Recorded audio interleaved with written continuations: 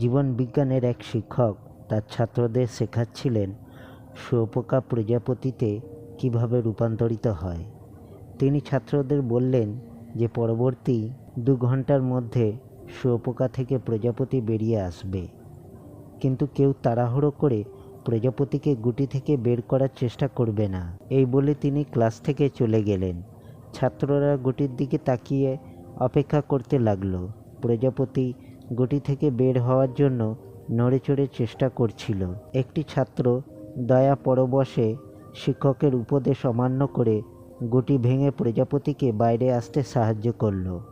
ফলে প্রজাপতিকে বাইরে আসার জন্য আর বেশি চেষ্টা করতে হলো না, কিন্তু ক্ষণিকের পরেই প্রজাপতিটি মারা গেল। শিক্ষক ফিরে এলে অন্য ছাত্ররা ঘটনাটি তাকে জানালো।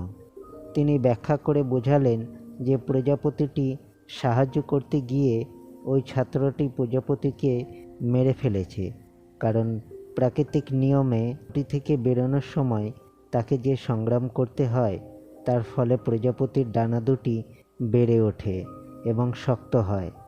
বালকটি প্রজাপতিকে সংগ্রাম করতে না দিয়ে তাকে বাঁচবার শক্তি সংগ্রহ করতে দেয়নি, ফলে প্রজাপতিটি মারা গেল।